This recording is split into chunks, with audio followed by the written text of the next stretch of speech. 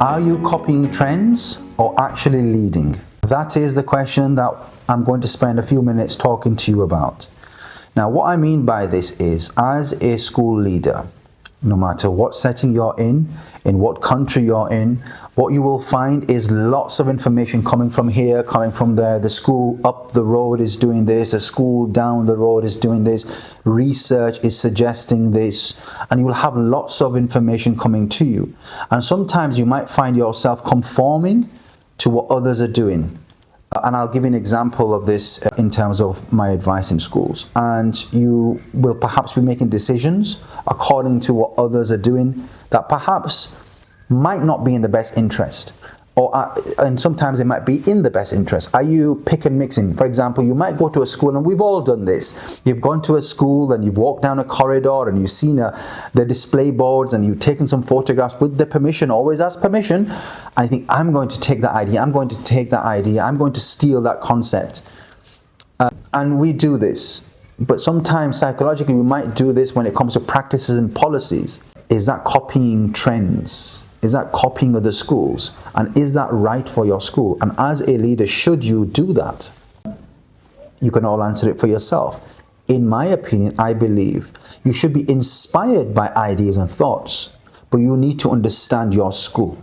You need to understand what your community wants, and you need to stand firm in terms of your school improvement priorities and to realize the vision that your shared common purpose within your school. That should be your ultimate aim. And when you're doing that, and for example, it comes to a particular decision that needs to be made, you should be aware of what the school up the road is doing, or what another sister school is doing, or what the research says, or what is in the news at that moment in time. You should be aware of it, and sometimes that could inspire and influence your decision making to some extent, but it should not dominate, and you shouldn't copy paste every single time. It does not work that way, and many leaders fail when it comes to the school improvement priorities when it comes to this. Let me give you a practical example.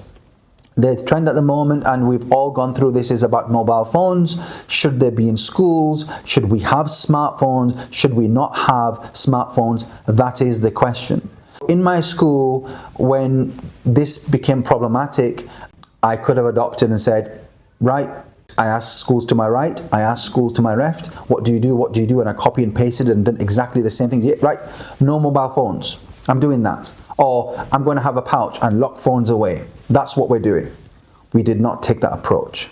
What we did instead is put together what you call a practice-based inquiry to understand more before we make a decision.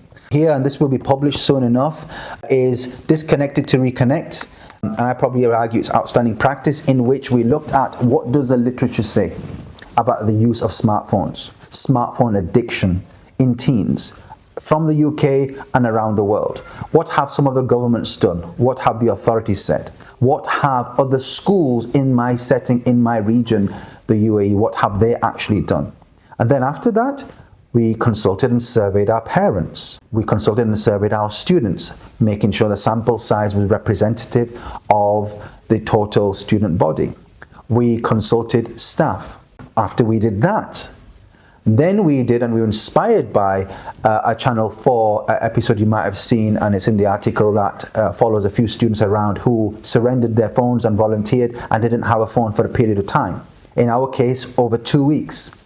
And they journaled and they recorded how they felt, and they wrote down how they felt as well, and we used some systems for that.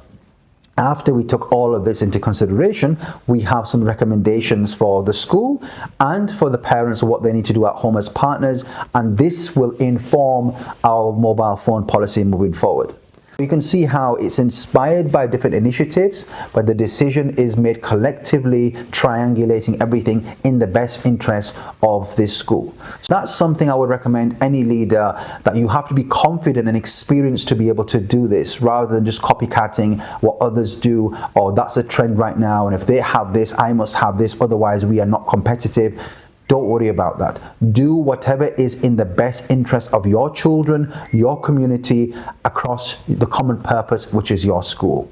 Please do support this channel, share these videos, like and click the bell icon so you are notified with more videos. And I look forward to speaking to you again about another leadership topic next week.